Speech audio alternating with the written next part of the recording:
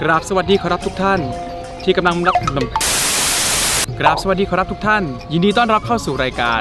คนติดหมาข้ามีนามว่ากวินวันนี้บรรยากาศช่างเป็นใจข้าอยากจะพาทุกท่านมาเที่ยวมารับชมบรรยากาศที่สวยงามของประเทศเราข้าลืมแนะนำไปวันนี้ข้าไม่ได้มาคนเดียวข้ามีสหายของข้ามาด้วยเปิดตัวสหายท่านเมินบูไม่ว่าใครจะทำอะไรข้าขอกินอย่างเดียวผู้พิทักษ์ความรักและความยุติธรรมแม่หญิงโมท่านขุนวินวินอัศวินน้อยเหินเวหาแล้วตอนนี้พวกเราก็อยู่กันที่อัมพวาคนติดหมาข้านั้นเคยสงสัยว่าชุดไทยที่พวกข้าใส่กันอยู่นั่นน่ะมีประวัติความเป็นมายังไงแล้วหมาอย่างพวกเราใส่มันสมควรไหมอยากรู้ก็ต้องหาคำตอบสินะชุดไทยก็คือชุดประจำชาติของประเทศไทยมีประวัติมายาวนานชุดไทยถือเป็นการแสดงวัฒนธรรมประเพณีเชื้อชาติเอกลักษณ์ความเป็นคนไทยลักษณะของชุดไทยก็จะเปลี่ยนไปตามแต่ละยุคแต่ละสมัยในยุคหลังๆเราเริ่มมีการซึมซับวัฒนธรรมการแต่งกายจากชนชาติตะวันตกเข้ามามากขึ้นชุดไทยจึงค่อยๆเลือนหายไป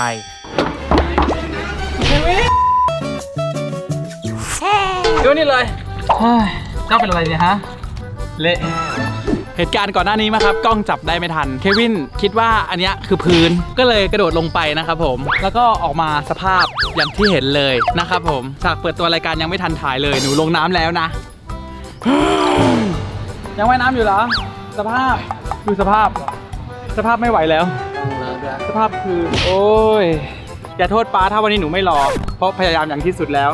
จะได้ชุดที่ออกมาสีเดียวกันแต่จะไม่เห็นอะไรแบบนี้อีกแล้ววันนี้ไม่เป็นไรลูกคาแรคเตอร์หนูมันอาจจะต้องเป็นแบบนี้นะลูกนะวันนี้นะไปเดินเล่นตลาดน้ำอัมพวากันดีกว่าแล้วตอนนี้นะครับพวกเราก็อยู่กันที่หน้าตลาดน้ำอัมพวาแนะนำตัวก่อนพี่ป๊อปครับพี่ป๊อปนะครับผมจะมาช่วยดูแลเด็กๆแล้วก็เดี๋ยวพาเดินไปด้วยกันเลยนะครับที่ตลาดอัมพวาจริงๆแล้ววันนี้เรามีคำถาม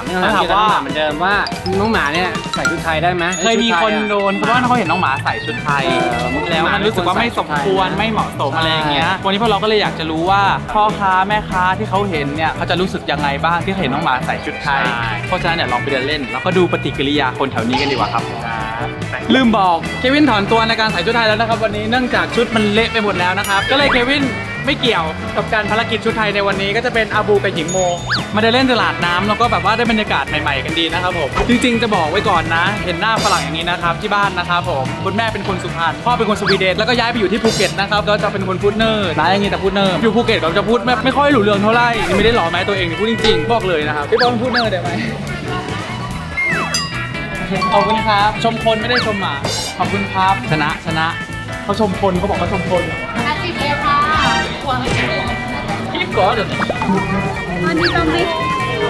ทุกคนดูฮือฮาที่เห็นหมาใส่ชุดไทยแล้วก็เห็นคนหน้าฝรั่งใส่ชุดไทยด้วยเริ่มจะไม่ไหวแล้วอาบูตัวหนักมากจะเกือบ5 กิโล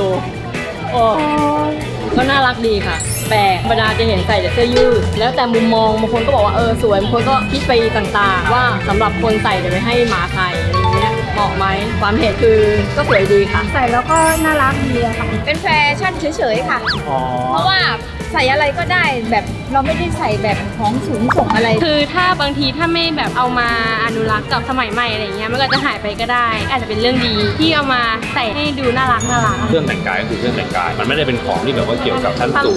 คนทั่วไปก็สามารถใส่ได้น้องหมาก็ใส่ได้เหมือนกันน่าจะได้รับความคิดเห็นไปอย่างหลายแล้วแหละเราไปนั่งเรือเล่นกันดีกว่า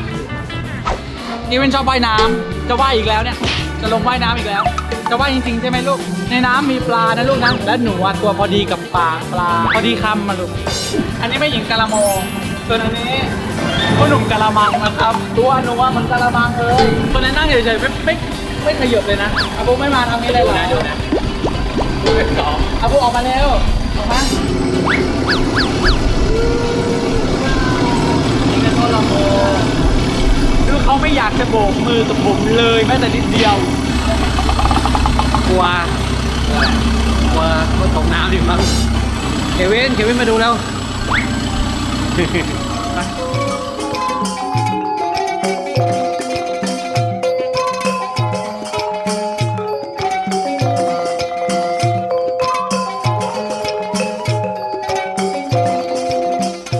แล้วพวกเราก็ล่องเรือกันเสร็จแล้วนะครับ ก็ปกติแล้วอ่ะคนมาล่องเรือเขาจะช่องชมหิ่งห้อยชมบรรยากาศ หิ่งห้อย ล่อง จ เรือ ริงๆก็ต้องย่อยไม่งั้นหิ่งห้อยหนี แต่ว่าวันเนี้ยเราไม่ได้ชมหิ่งห้อยเพราะว่าเราหิวข้าวแล้ว เดี๋ยวจะไปกินข้าวกันดีกว่า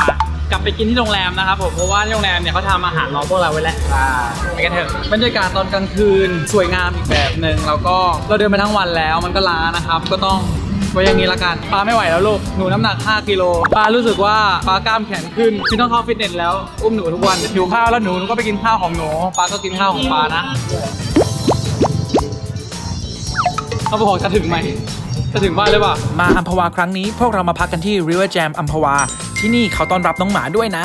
นอกเหนือจากบรรยากาศชิลๆแล้วอาหารที่นี่บอกเลยพีคมาก โอเคไปเที่ยวกันมาทั้งวันไปเดินเล่นด้วยคำถาม ว่าหมาหนักไหม เขาอุ้มหมาแล้วได้กล้ามหรือเปล่าไม่ใช่ไม่คิดว่าตลาดน้ำอ่ะจะคนเยอะขนาดตลาดนกฮูกอะไรนะตลาดนกฮูกแถวอยู่แถวบ้านเราไม่ได้ชมเองวันนี้จริงๆตั้งใจมาเที่ยวแหละแล้วก็มีคำถามเล็กๆในหัวว่าแบบหมาใส่ชุดไทยได้เหรอสรุปเป็นไง ถามคนที่ ถามคนแถวๆนั้นว่าเขานี่ความรู้สึกยังไงที่เขาเห็น เอาหมาใส่ชุดไทย อืม อย่างหมาสองตัวนี้ใส่ชุดไทยแล้วรู้สึกยังไงบ้าง ถ้าเราไม่ได้ชมเองส่วนใหญ่ก็ตาม